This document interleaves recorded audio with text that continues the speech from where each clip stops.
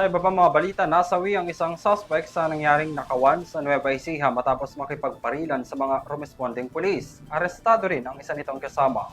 Tunghayan ang balita ni Shai Morales.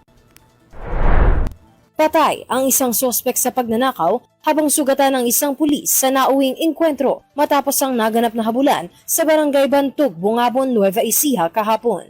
Ayon sa mga otoridad, nagsagawa ng dragnet operation ang Bungabon Municipal Police Station matapos makatanggap ng ulat tungkol sa isang nakawan sa bayan ng Gabaldon. Sakay ng dalawang motorsiklo patungong Bungabon Town proper, tinangkang takasan ang dalawang sospek ang mga otoridad kaya mabilis na nagkaroon ng hot pursuit operation.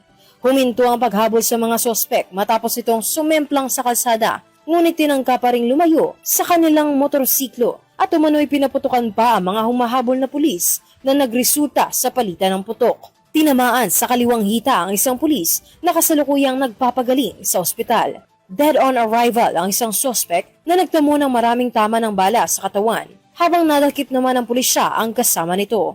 Para sa Euro TV News, ako si Shai Morales, sumasaludo sa bawat Pilipino.